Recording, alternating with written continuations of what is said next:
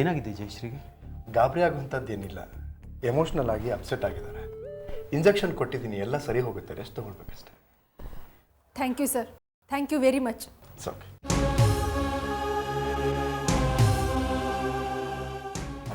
Thank you so much.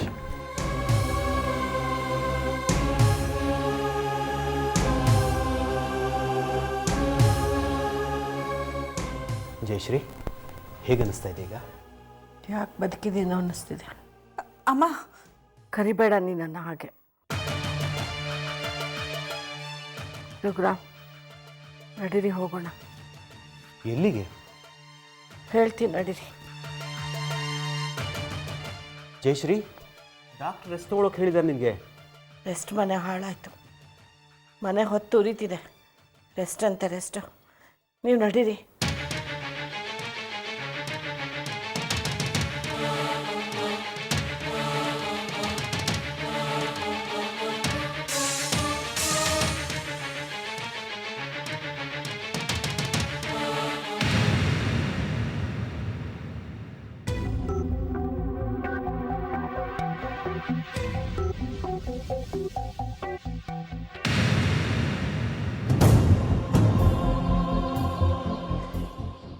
ಯಾರಿದ್ದೀರಾ ಮನೇಲಿ?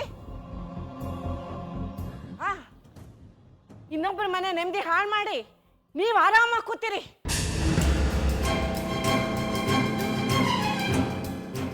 ನೀವು ದೊಡ್ಡ ಮನುಷ್ಯಲ್ವಾ? ಬೇರೆಯವ್ರ ಮನೆಗೆ ಬೆಂಕಿ ಹಾಕಿ ಆ ಬೆಂಕಿಯಲ್ಲಿ ನೀವು ಮೈ ಕಾಯಿಸ್ಕೋತೀರಾ. ನೀವು ಸಾಕ್ಷಿ ತಂದೆ ತಾಯಿ ತಾನೆ? ಹೌದು, ಕರ್ಮಕ್ಕೆ ನಿಮ್ಮನೆ ಹೊಸರು ತುಳಿಯೋ ಹಾಗಾಗಿದ್ದು. ಹಾಳು ಮಾಡ್ಬಿಟ್ರಲ್ಲ ಸ್ವಾಮಿ ನಮ್ಮ ಮನೇನ. ನಮ್ಮ ಮರ್ಯಾದೆ ಎಲ್ಲ ಹರಾಜಿಗೆ ಹಾಕ್ಬಿಟ್ರಲ್ಲ ನೀವು. ಜಯಶ್ರೀ ಅವರೇ, ಏನು ಹೇಳ್ತಿದ್ದೀರಾ? ಯಾಕೆ ಏನೇನೋ ಮಾತಾಡ್ತಾ ಇದ್ದೀರಿ? ಇನ್ನೇನ್ರಿ ಮಾತಾಡ್ಬೇಕು? ನೋಡಕ್ ದೊಡ್ಡ ಜನ, ಆಡೋದೆಲ್ಲ ದೊಡ್ಡ ದೊಡ್ಡ ಮಾತು, ಮಾಡೋದು ಮಾತ್ರ ನೀಚ ಕೆಲಸ. ನಾಚಿಕೆ ಆಗಲ್ವಾ ನಿಮ್ ಜನ್ಮಕ್ಕೆ?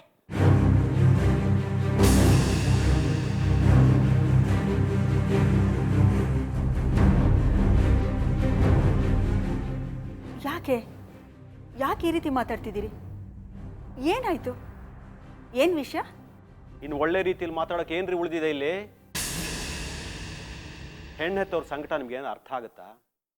ಅವ್ರ ಬಾಳಿನ ಜೊತೆ ಹೀಗೆ ಆಟ ಆಡೋದು ನೀವು? ಈ ಮಟ್ಟಕ್ಕೆ ಆಟ ಆಡಬಾರ್ದು ನೀವು. ಏನು ವಿಷಯ ಸರ್? ಏನು ಅಂತ ಕೇಳ್ತಿದ್ದೀರಲ್ಲ, ಆಗಿರೋ ಅನಾಹುತನ ಬಾಯ್ ಬಿಟ್ಟು ಹೇಳಕ್ಕಾಗತ್ತೇನ್ರಿ? ಎಲ್ಲ ವಿಷಯ ಗೊತ್ತಿದ್ರು ಮಳ್ರ ತರ ನಾಟಕ ಆಡ್ಬೇಡಿ ನೀವುಗಳು. ನಾಟಕನ? ದಯವಿಟ್ಟು ಅರ್ಥ ಆಗೋಗಿ ಹೇಳಿ. ನನ್ನ ಮಗಳ ಬಾಳನ್ನ ನಿಮ್ಮ ಮಗ ಏನ್ ಮಾಡಿದನ್ ಗೊತ್ತಾ? ಕಂಡವ್ರ ಮನೆ ಹೆಣ್ಮಕ್ಳಂದ್ರೆ ಅಷ್ಟೊಂದು ಸದ್ರ ಆಗೋಯ್ತಾ ಅವನಿಗೆ? ದರಿದ್ರದವನು. ಹೆಣ್ಮಕ್ಳನ್ನ ಕೆಲ್ಸಕ್ಕೆ ಅಂತ ಕಳ್ಸಿದ್ರೆ ಅವ್ರನ್ನ ದುರುಪಯೋಗ ಪಡಿಸ್ಕೊತಾನ. ನೋಡಿ, ಅದ್ರ ಬಗ್ಗೆ ಎಲ್ಲ ಮಾತಾಡಾಗಿದೆ, ಅದು ಮುಗಿದು ಹೋಗಿದ ಕತೆ. ಏನ್ರಿ ಮುಗ್ದು ಹೋಗಿದ್ ಕತೆ? ಬಿಟ್ಟು ಎಲ್ಲರೂ ಮುಗಿಸ್ಬಿಡ್ತೀರಾ ನೀವು? ನನ್ನ ಮಗಳಿಗೆ ಎಂತ ಸಂಸ್ಕಾರ ಕೊಟ್ಟು ಬೆಳೆಸಿದ್ವಿ ಅಂತ ಅವ್ರ ತಲೆ ಕೆಡಿಸಿ ನಂಬಿಸಿ ಮದುವೆ ಮಾಡ್ಕೊತೀನಿ ಅಂತ ಮೋಸ ಮಾಡಿದ ನಿಮ್ ಹುಡುಗ. ಎಲ್ಲಿ ನಾನು ದರಿದ್ರದವ್ನು ಕರೀರಿ ಆಚೆಗೆ. ನೋಡಿ, ನನ್ನ ಮಗ ತಪ್ಪು ಮಾಡಿದ್ದಾನೆ, ಅವನಿಂದ ಅನ್ಯಾಯ ಆಗಿದೆ, ನಾನು ಒಪ್ಕೋತೀನಿ. ಆದರೆ ಇದು ಮುಗಿದು ಬಹಳ ತಿಂಗಳೇ ಆಯ್ತಲ್ಲ, ಅದು ಚರ್ಚೆನೂ ಆಯಿತು. ನಿಮ್ಮ ಮಗಳು ಯಾರೋ ಪ್ರೇಮನ ಹುಡುಗನೂ ಮದುವೆ ಮಾಡ್ಕೊಂಡ್ರು, ಅಲ್ಲಿಗೆ ಎಲ್ಲ ಮುಗೀತು ಅಂತ ನಾವು ನಿರಾಳ ಆದ್ವಿ. ಹೌದು ಸ್ವಾಮಿ, ನಿರಾಳ ಆಗ್ಬಿಟ್ರಿ. ಯಾಕಾಗಲ್ಲ ಹೇಳಿ? ಹಾಳಾಗಿರೋದು ನಮ್ಮ ಮಗಳು ಬದುಕ್ತಾನೆ, ನಿಮ್ಮ ಮಗಳು ಬದುಕಲ್ವಲ್ಲ. ಮಿಸ್ಟರ್ ರಘುರಾಮ್, ಪ್ಲೀಸ್, ನಾ ದೇವರಾಣೆಗೂ ನಿಮ್ಮ ಮಗಳನ್ನ ನನ್ನ ಮಗಳು ಅಂತಾನೆ ತಿಳ್ಕೊಂಡಿದ್ದೀನಿ. ಬೇಕಾದ್ರೆ ನಿಮ್ಮ ಮಗಳು ಸಾಕ್ಷಿನೇ ಕೇಳಿ. ನಾನು ಯಾವ ಮಟ್ಟಕ್ಕೆ ಅವಳಿಗೆ ಮಾರಲ್ ಸಪೋರ್ಟ್ ಕೊಟ್ಟಿದ್ದೀನಿ, ಎಷ್ಟರ ಮಟ್ಟಿಗೆ ಬೆಂಬಲವಾಗಿ ನಿಂತಿದ್ದೀನಿ ಅಂತ ಅವಳೇ ಕೇಳಿ ಸರ್. ನೋಡಿ, ನಂಗೆ ಅದೆಲ್ಲ ಗೊತ್ತಿಲ್ಲ. ನೀವು ಹೆಣ್ಣೆತ್ತಿದ್ದೀರಿ ತಾನೆ? ದೇವರಾಣೆಗೂ ನನಗೂ 2 ಹೆಣ್ಮಕ್ಳಿದ್ದಾರೆ. ನನಗೆ ಅರ್ಥ ಆಗುತ್ತೆ. ಸಾಕ್ಷಿಗಾಗಿರೋ ಅನ್ಯಾಯ ಅಕ್ಷಮ್ಯ. ಈ ವಿಚಾರವಾಗಿ ನನ್ನ ಮಗನ ನನ್ನ ಮಗ ಅಲ್ಲ ಅಂತ ತೀರ್ಮಾನ ಮಾಡಿದ್ದೀನಿ ನಾನು. ಸಾಕು, ಸುಮ್ಮನೆ ಇರಿ ಸ್ವಾಮಿ. ಈಗೀಗಾಗಿದೆ, ನನ್ನ ಮಗ ಇಂತಹ ನೀಚ ಕೆಲಸ ಮಾಡಿದ್ದಾನೆ, ನಿಮ್ಮ ಮಗಳು ಇದರಲ್ಲಿ ಭಾಗಿ ಅಂತ ನನಗೆ ಒಂದು ಮಾತು ತಿಳಿಸ್ತೀರಾ ನೀವು? ಸಾರಿ ಮಿಸ್ಟರ್ ರಘುರಾಮ್, ಆದರೆ ನಿಮ್ಮ ಮಗಳೇ ನಿಮ್ಮ ಮನೆಗೆ ವಿಷಯ ಗೊತ್ತಿಲ್ಲ ಅಂತ ನಮ್ಮ ಕೈ ಕಟ್ ಹಾಕಿದ್ಲು. ಹೌದು ಸ್ವಾಮಿ, ನನ್ನ ಮಗಳು ಕೈ ಕಟ್ಟಿ ಹಾಕ್ಬಿಟ್ಲು. ಅದು ನಿಮಗೆ ಜವಾಬ್ದಾರಿ ಅನ್ನೋದಿಲ್ವಾ? ಅವಳು ತಿಳುವಳಿಕೆ ಇಲ್ಲ. ನೀವು ದೊಡ್ಡ ಪತ್ರಕರ್ತರು, ಮಹಾಜ್ಞಾನಿಗಳು, ನೀವು ಜವಾಬ್ದಾರಿ ಬೇಡ? ಈ ವಿಷಯ ತಿಳಿಸ್ಬೇಕು ಅನ್ನೋ ಸಾಮಾನ್ಯ ತಿಳುವಳಿಕೆ ಇಲ್ವಾ ನಿಮಗೆ? ನಿಮ್ಮ ಮಗಳೇ ಈ ವಿಷಯ ಹೇಳಬೇಡಿ ಅಂದಾಗ ನನಗೆ ಏನು ದಿಕ್ಕೆ ತೋಚಲಿಲ್ಲ, ತಲೆನೇ ಓಡಲಿಲ್ಲ. ಹೇಗೋ ಇನ್ನೊಬ್ಬ ಹುಡುಗ ನಿಮ್ಮ ಮಗಳನ್ನ ಮದುವೆ ಆಗ್ತಿದ್ದಾನೆ ಅಂತ ಗೊತ್ತಾದಾಗ ಸ್ವಲ್ಪ ರಿಲೀವ್ ಆದೆ. ನನ್ನ ಮಗ ಮಾಡಬಾರ್ದು ಮಾಡಿದ್ದಾನೆ, ಈ ವಿಚಾರವಾಗಿ ನಾನು ಹೆದರಿದ್ದೆ. ನೀವ್ ಹೆದರ್ಲಿಲ್ಲ. ನಿಮ್ ಮನೆ ಉಳಿಬೇಕಾಗಿತ್ತು, ನಿಮ್ ಮಗ ಸೊಸೆ ಸುಖವಾಗಿರ್ಬೇಕಾಗಿತ್ತು. ಅದಕ್ಕೆ ಸುಮ್ಮನಾಗ್ಬಿಟ್ರಿ. ನಿಮ್ ಮಗ ಮಾಡಿದ ತಪ್ಪನ ಬೇರೆ ಯಾವ್ದೋ ಅಮಾಯಕ ಹೊತ್ಕೊಳ್ಳೋಕ್ ಸಿದ್ಧ ಆಗಿದ್ದಾನೆ ಅಂತ ಗೊತ್ತಾದ ಕೂಡಲೇ ಹಿಂದೆ ಸರಿದ್ ಬಿಟ್ರಿ ಅಲ್ವಾ? ಇಲ್ಲಮ್ಮ, ಹಾಗಲ್ಲ. ಮಾತಾಡ್ಬೇಡಿ ನೀವು. ಮಾತಾಡೋ ನೈತಿಕ ಹಕ್ಕು ನಿಮ್ಗಿಲ್ವೇ ಇಲ್ಲ. I am really very sorry. ನಿಮ್ ಸಾರಿ ತಗೊಂಡು ನಾನು ಏನ್ರಿ ಮಾಡ್ಲಿ? ನಿಮ್ ಕುತಂತ್ರ ಎಲ್ಲ ನನಗೆ ಚೆನ್ನಾಗಿ ಗೊತ್ತು.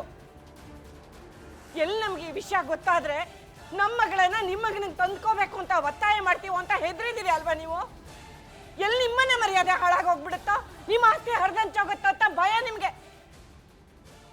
ನಮ್ಮನೆ ಮರ್ಯಾದೆ ಹಾಳಾದ್ರೂ ಪರವಾಗಿಲ್ಲ, ನಿಮ್ಮನೆ ಮರ್ಯಾದೆ ಮಾತ್ರ ಚೆನ್ನಾಗಿದ್ಬಿಡ್ಬೇಕು. ಜಯಶ್ರೀ ಅವರೇ, ದಯವಿಟ್ಟು ಸಿಕ್ ಮಾಡ್ಕೊಳ್ಬೇಡಿ. ನಾವುಗಳು ಕೂಡ ಚೆನ್ನಾಗಿಲ್ಲ.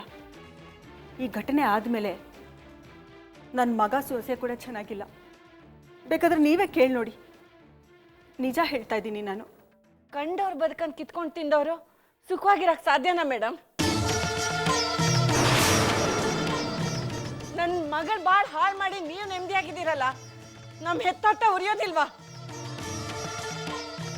ನೀವು ಹೆಣ್ಣು ಹೆತ್ತವರು, ನಿಮ್ಗಿದೆಲ್ಲ ಅರ್ಥ ಆಗ್ಬೇಕಲ್ವಾ? ಅರ್ಥ ಆಗುತ್ತೆ ಜಯಶ್ರೀ ಅವರೇ. ಎಲ್ರಿ ಅರ್ಥ ಆಗುತ್ತೆ? ಕರೀರಿ ನಿಮ್ ಕುಲ್ಪುತ್ರನ.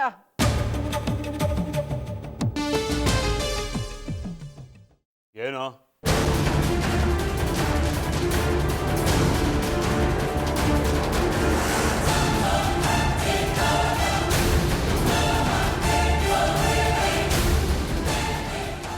ಏನ್ ನಿಮ್ದು? ಬರ್ಬೇಕು. ನೀವು ತುಂಬಾ ಗೌರವಸ್ಥರು ಅಂತ ನಿಮ್ಮನ್ನ ತಲೆ ಮೇಲೆ ಕೂರಿಸ್ಕೊಂಡ್ವಲ್ಲ, ಒಳ್ಳೆ ಬಹುಮಾನ ಕೊಟ್ಟಿದ್ದೀರಾ. ಅದು ಕಿಂಚಿತಾದ್ರೂ ಮನುಷ್ಯತ್ವ ಇದೇನೆಯಾ ನಿನ್ಗೆ? ಏನ್ ಹೀಗೆ ಮಾತಾಡ್ತಿದ್ದೀರಿ? ನನ್ನ ಮಗಳು ಬಾಳ್ ಹಾಳು ಮಾಡ್ಬಿಟ್ಟು ನೀ ಸುಖವಾಗಿದೆಯಲ್ಲ, ನಿಂಗೇನು ಅನ್ಸೋದೇ ಇಲ್ವಾ? ನೋಡಿ, ಇದರಲ್ಲಿ ನಂದೊಬ್ಬಂದೇ ತಪ್ಪಿಲ್ಲ, ನಿಮ್ಮ ಮಗಳ ಪಾಲು ಇದೆ. ನಿಮ್ಮ ಮಗಳಿಗೆ ಜ್ಞಾನ ಇರ್ಬೇಕು. ಕಪ್ಪಾಳಕ್ಕೆ ಬಾರಿಸ್ಬಿಡ್ತೀನಿ ರಾಸ್ಕಲ್. ನಾನು ಮನಸ್ಸು ಮಾಡಿದ್ರೆ ಈ ಕ್ಷಣ ಪೊಲೀಸ್ ಕಂಪ್ಲೇಂಟ್ ಕೊಟ್ಟು ಜೈಲಿಗೆ ಹಾಕ್ಸ್ಬಿಡ್ತೇನೆ. ನೀನು ಒಬ್ಬ ದೊಡ್ಡ ಪತ್ರಿಕೆ ಒಡೆಯಾನ. ನೀನೇನಾದ್ರೂ ನನಗೇನೋ ಮಾಡೋ ಕೆಲಸ ಇಂಥ ಲುಚ್ಚ ಕೆಲಸಗಳು. ನನ್ನ ಮಗಳ ಬಗ್ಗೆ ಹಗುರವಾಗಿ ಮಾತಾಡ್ತೀಯ ಇಡಿಯಟ್. ರಘುರಾಮ್, ನನ್ನ ಗಂಡನ ಹೆಸರೆತ್ತಿದ್ರೆ ನಿನ್ನ ಏನ್ ಮಾಡ್ತೀನ ನಂಗೆ ಗೊತ್ತಿಲ್ಲ. ವ್ಯವಸ್ಥಿತವಾಗಿ ತಂತ್ರ ನಿರೂಪಿಸ್ತೀಯ ನೀನು. ಒದ್ದು ಒಳಗೆ ಹಾಕಿಸ್ಬಿಡ್ತೀನಿ ನೀನು. ಇದೆಲ್ಲ ಮುಗ್ದು ಹೋದ ಕತೆ. ನಿಮ್ಮ ಮಗಳು ಯಾವನ್ನ ಮದುವೆ ಆದ್ಲಲ್ಲ, ಈಗೇನು ನಿಮ್ಮ ರಗಳೆ? ಯಾವ ಕಾರಣಕ್ಕೆ ಮದುವೆ ಆದ್ಲು? ಕಂಡವ್ರ ಹೆಣ್ಮಕ್ಳನ್ನ ದುರುಪಯೋಗ ಪಡಿಸ್ಕೊಂಡು ಬೀದಿಗೆ ಬಿಸಾಕ್ತೀಯ ಅವ್ರನ್ನ. ನಿನ್ ಜನ್ಮಕ್ಕೆಷ್ಟು ಬೆಂಕಿ ಹಾಕ. ಹೆಣ್ಮಕ್ಳು ಅಂದ್ರೆ ನಿನ್ನ ಆಟದ ವಸ್ತು ಅಂತ ಅನ್ಕೊಂಡ್ಬಿಟ್ಯಾ? ನಮ್ಮ ಮಗಳು ಇಲ್ಲಿವರೆಗೂ ಈ ವಿಷಯ ನಮ್ಮಿಂದ ಮುಚ್ಚಿಟ್ಟು ತಾನು ಒದ್ದಾಡಿ ನಾವು ಒದ್ದಾಡೋ ಹಾಗೆ ಮಾಡಿದ್ಲು. ನಿನ್ನ ಮಗುಗೆ ನನ್ನ ಮಗಳು ತಾಯಿ ಆಗ್ತಿದ್ದಾಳೆ ಅನ್ನೋ ವಿಷಯ ನಮಗ್ ಮೊದ್ಲೇ ಗೊತ್ತಾಗಿದ್ರೆ ನೀನು ಇಲ್ಲಿವರೆಗೂ ಸುಮ್ಮನೆ ಬಿಡ್ತಿದ್ವೇನೋ ನಾವು?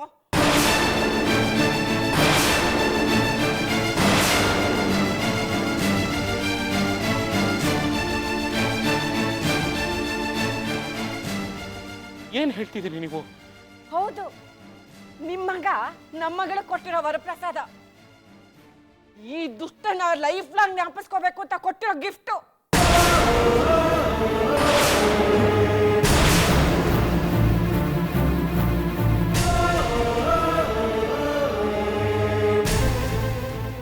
ಅಮ್ಮ, ಏನು ಹೇಳ್ತಾ ಇದ್ದೀರಾ? ಹೌದಮ್ಮ, ನೀನು ನನ್ನ ಮಗಳಿದ್ದಾಗೆ. ಈ ನೀಚ ನನ್ನ ಮಗಳಿಗೆ ಮಾತ್ರ ಅಲ್ಲ, ನಿನಗೂ ಮೋಸ ಮಾಡಿದ್ದಾನೆ. ಇಲ್ಲ, ಎಲ್ಲ ಸುಳ್ಳು. ಯಾವನ್ನೋ ಮದುವೆ ಆಗಿ ಪ್ರೆಗ್ನೆಂಟ್ ಆಗಿದ್ದಾಳೆ, ಅದನ್ನ ನನ್ನ ತಲೆ ಕಟ್ತಿದ್ದೀರಾ? ಒಂದೇ ಒಂದು ಮಾತಾಡಿದ್ರು ಪರಿಸ್ಥಿತಿ ನೆಟ್ಟಿಗಿರೋದಿಲ್ಲ. ಅವಳು ನಮ್ಗೆಲ್ಲ ವಿಚಾರನೂ ಹೇಳಿದಾಳೆ, ನಮಗೆಲ್ಲ ಗೊತ್ತಾಗಿ ಹೋಗಿದೆ. ಅದೆಲ್ಲ ಸುಳ್ಳು ಅಂತ ಏನಾದರೂ ಸಾಧಿಸೋಕೆ ಹೋದ್ರೆ ನನ್ನಷ್ಟು ಕೆಟ್ಟ ಮನುಷ್ಯ ಯಾರೂ ಇಲ್ಲ.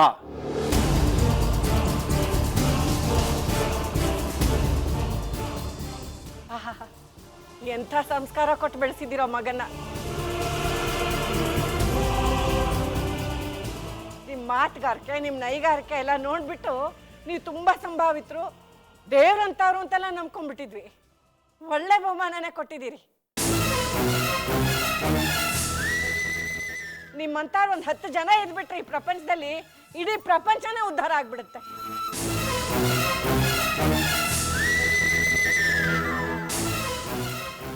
ನಿಲ್ಲಲ್ಲ, ಖಂಡಿತ ಇಷ್ಟಕ್ಕೆ ನಿಲ್ಲಲ್ಲ. ನಿಲ್ಲೋಕೆ ನಾನು ಬಿಡೋದು ಇಲ್ಲ. ನಮ್ಮ ಮನೆ ಇವತ್ತು ಸ್ಮಶಾನ ಆಗಿದೆ. ನಾವೆಲ್ಲ ಕಣ್ಣೀರಲ್ಲಿ ಕೈ ತೊಳಿತಾ ಇದ್ದೀವಿ. ಏನಾಗುತ್ತೋ ನೋಡೇ ಬಿಡ್ತೀನಿ. ನಮ್ಮ ಮನೆ ಮರ್ಯಾದೆ ಅಂತೂ ಹಾಳಾಗೋಗಿದೆ. ಆಗೋಗ್ಲಿ, ಏನಾಗುತ್ತೋ.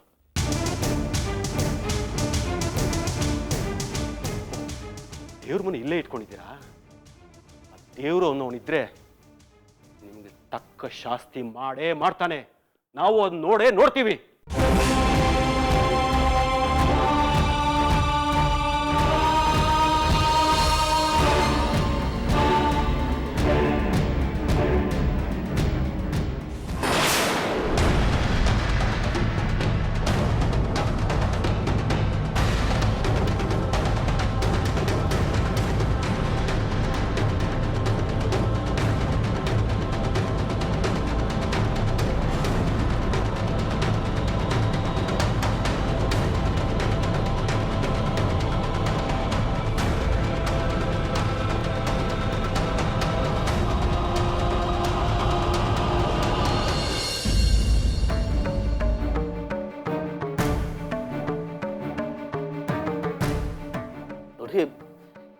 ಇದನ್ನೆಲ್ಲ ನಂಬೋಕೆ ಹೋಗ್ಬೇಡಿ. ನನಗೂ ಇದಕ್ಕೂ ಸಂಬಂಧ ಇಲ್ಲ. ಸುಮ್ಮನೆ ನನ್ನ ತಲೆ ಕಟ್ತಿದ್ದಾರೆ. ದಯವಿಟ್ಟು ಇದನ್ನೆಲ್ಲ ನಂಬೇಡಿ. ಈ ವಿಚಾರದಲ್ಲಿ ಯಾರೂ ಸುಳ್ಳು ಹೇಳೋದಿಲ್ಲ. ಯಾರಿಗೊತ್ತು, ನೀವಿಂತ ನೀಚ್ ಕೆಲಸ ಮಾಡಿರ್ಬೋದಲ್ಲ. ಜಾನು, ಪ್ಲೀಸ್ ಅನಿ. ಅಷ್ಟಿಲ್ದೆ ಸಾಕ್ಷಿ ಅವ್ರ ಅಪ್ಪ ಅಮ್ಮ ಬಂದು ಇಲ್ಲಿವರೆಗೆ ಜಗಳ ಮಾಡ್ತಾರ. ಎಲ್ಲೋ ನೀವು ತಪ್ಪಿದ್ದೀರಾ, ಅಂಕೆ ಮೇಲೆ ನಡ್ಕೊಂಡಿದ್ದೀರಾ. ಅದಕ್ಕೆ ಅವ್ರು ಇಲ್ಲಿ ತನಕ ಬಂದು ಜಗಳ ಆಡಿದ್ದು. ಜಾನು, ಇದೆಲ್ಲ ಅವ್ರು ಮಾಡ್ತಿರೋ ಪ್ಲಾನು ನಿನ್ಗೆ ಯಾಕೆ ಅರ್ಥ ಆಗ್ತಿಲ್ಲ? ಇದು ಸಾಕ್ಷಿಗೆ ನಾನು ಗಂಡ ಆಗ್ಬೇಕು ಅಂತ ಆಸೆ ಇತ್ತು, ಅದಾಗ್ಲಿಲ್ವಲ್ಲ, ಅದಕ್ಕೆ ಈ ತರ ಪ್ಲಾನ್ ಮಾಡ್ತಿದ್ದಾಳೆ. ಓ ಪ್ಲೀಸ್, ಯಾರು ಈ ತರ ಪ್ಲಾನ್ ಮಾಡೋದಿಲ್ಲ. ಯಾವುದೇ ಒಬ್ಬ ಹೆಣ್ಣಿಗೆ ನನಗೆ ಬೇರೆಯವ್ರ ಜೊತೆ ಸಂಬಂಧ ಇದೆ ಅಂತ ಸಾರ್ವಜನಿಕವಾಗಿ ಒಪ್ಕೊಳ್ಳೋದಕ್ಕೆ ಇಷ್ಟ ಆಗಲ್ಲ. ಒಪ್ಕೋತಿದ್ದಾಳಲ್ಲ ನೋಡು, ಅವಳಿಗೆ ನಮ್ಮ ಆಸ್ತಿ ಮೇಲೆ ಕಣ್ಣು. ಅವಳು ಹೊಟ್ಟೆಲಿರೋ ಮಗು ನಂದು ಅಂತಾದ್ರೆ ದುಡ್ಡು ಕಾಸು ಹೊಡಿಬೋದು, ಆಸ್ತಿ ಬರ್ಸ್ಕೋಬೋದು ಅಂತ ಆಸೆ. ನಿಮ್ಗೆ ಯಾಕೆ ಇದು ಅರ್ಥ ಆಗ್ತಿಲ್ಲ? ಪ್ಲೀಸ್ ಅನಿ, ನಿಮ್ದೇನು ತಪ್ಪೇ ಇಲ್ಲ ಅನ್ನೋ ತರ ಮಾತಾಡಬೇಡಿ. ಅವಳನ್ನ ಮಗುವೇನೇ ಆಗಿದ್ರಂತೆ. ಇನ್ನು ಅವಳಿಗೊಂದು ಮಗು ದಯಪಾಲಿಸಿದ್ರೆ ಅದ್ರಲ್ಲಿ ಆಶ್ಚರ್ಯ ಏನಿಲ್ಲ ಬಿಡಿ. ಜಾನು, ಪ್ಲೀಸ್ ಅನಿ, ನಿಮ್ಗೆ ಬೇರೆಯವ್ರ ಜೊತೆ ಸಂಬಂಧ ಇದೆ ಅಂತ ಗೊತ್ತಾದ್ಮೇಲೂ ನಾನು ಸಂಯಮ ಕಳ್ಕೊಳ್ಳಿಲ್ಲ. ಸಮಾಜಕ್ಕೆ ಹೆದ್ರಿ ನಿಮ್ ಜೊತೆ ಜೀವನ ಮಾಡ್ಕೊಂಡು ಬಂದೆ. ನಾನು ದೊಡ್ಡ ಮನ್ಸು ಮಾಡಿ ಕ್ಷಮಿಸಿದಕ್ಕೆ ನಂಗೆ ದೊಡ್ಡ ಬಹುಮಾನನೇ ಕೊಡ್ತಾ ಇದ್ದೀರಾ ನೀವು. ಬೇರೆ ಕಡೆ ನಿಮ್ ಸಂಸಾರ ಉದ್ಧಾರ ಮಾಡ್ಕೊಳ್ತಿದ್ದೀರಾ. ಇದನ್ನ ನಾನು ಒಪ್ಕೋಬೇಕಾ? ಇಲ್ಲ ಜಾನು, ಪ್ಲೀಸ್ ಅನಿ, ನನ್ ಮಗುನ ಕೊಂದ್ರಿ. ಮಗ ನನ್ ಮಗುನ ಕೊಂದು ಬೇರೆ ಕಡೆ ನಿಮ್ ಸಂಸಾರ ಬೆಳೆಸ್ತಾ ಇದ್ದೀರಾ? ಅನಿ ಪ್ಲೀಸ್ ಮಾತಾಡ್ಬೇಡಿ ನೀವು. ಹೇಳಿ ಮಾವ, ತಲೆ ಮೇಲೆ ಕೈ ಹೊತ್ಕೊಂಡು ಕೂತ್ಕೊಂಡ್ಬಿಟ್ರಲ್ಲ, ಹೇಳಿ ನಿಮ್ ಮಗ ಮಾಡಿರೋ ನೀಚ್ ಬುದ್ಧಿಗೆ ನಾನು ಏನ್ ಮಾಡ್ಬೇಕು ಅಂತ. ಹಾಗಲ್ಲಮ್ಮ, ಅದು ಏನು ಖುಷಿ ಆಗ್ತಿದ್ಯಾ ನಿಮ್ಮ ವಂಶ ಕುಡಿ ಬೇರೆ ಕಡೆ ಬೆಳೀತಾ ಇದೆ ಅಂತ? ಹಾಗೆಲ್ಲ ಮಾತಾಡ್ಬೇಡ ಮಗು, ಪ್ಲೀಸ್. ಇನ್ನು ಹೇಗ್ ಮಾತಾಡ್ಬೇಕು ಮಾವ? ಎಲ್ಲ ನೋಡ್ಕೊಂಡು ಸುಮ್ಮನೆ ಇದ್ಬಿಡ್ಬೇಕಾ? ನಿಮ್ ಮಗ ಏನೇ ಮಾಡಿದ್ರು ಸಹಿಸ್ಕೊಂಡು ಸುಮ್ಮನೆ ಇರ್ಬೇಕಾ?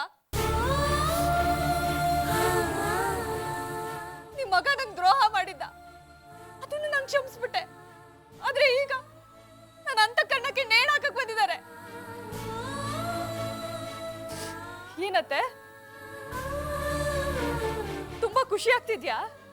ನೋಡಿ ನಿಮ್ ಮಗ ನಂಗೆ ಎಷ್ಟು ಒಳ್ಳೆ ಗಿಫ್ಟ್ ಕೊಟ್ಟಿದ್ದಾನೆ ಅಂತ. ಮೊಮ್ಮಗನ್ ನೋಡ್ತೀನಿ ಅಂತ ಕನ್ಸ್ ಕಟ್ತಾ ಇದ್ದೀರಾ? ಅಥವಾ ನಿಮ್ ಮಗನ್ ಪ್ರತಾಪ ನೋಡಿ ಹೆಮ್ಮೆ ಅನ್ಸ್ತಿದ್ಯಾ? ಅಷ್ಟೇ ಆಗ್ಲಿ, ಇಷ್ಟು ಪ್ರೀತಿಯಿಂದ ಸಾಕಿರೋ ಮಗ ಅಲ್ವಾ ಇವರು? ಐ ಆಮ್ ವೆರಿ ಸಾರಿ ಜಾನು, ಈ ರೀತಿ ಯಾಕಾಯ್ತು ಅಂತ ಗೊತ್ತಿಲ್ಲ. ಜಾನು, ದುಡುಕ್ಬೇಡಮ್ಮ, ಸ್ವಲ್ಪ ವಿವೇಚನೆಯಿಂದ ಹೆಜ್ಜೆ ಇಡೋಣ. ಯಾವುದೇ ಕಾರಣಕ್ಕೂ ಮನಸ್ಸನ್ನ ಕೆಡಿಸ್ಕೋಬೇಡ. ಮನ್ಸು ಯಾವತ್ತೂ ಕೆಟ್ಟೋಗಿದೆ ಅತ್ತೆ. ಬಲ್ವಂತದಿಂದ ನಾನು ಇವ್ರ ಜೊತೆ ಇರೋದಕ್ಕೆ ಒಪ್ಕೊಂಡಿದ್ದು.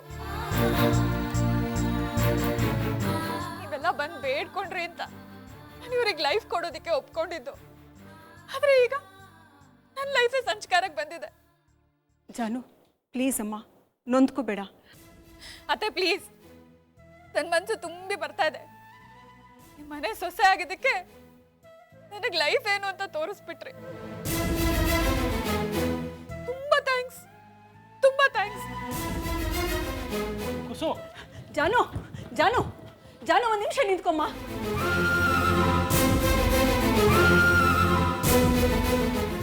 ಸಂತೋಷ ಪಡಮ್ಮ, ಸಂತೋಷ ಪಡು. ನಿನ್ನ ಮಗ ಒಬ್ಬೊಬ್ರಿಗೂ ಒಂದೊಂದು ಮರ್ಯಾದೆ ಮಾಡಿದ್ನಲ್ಲ.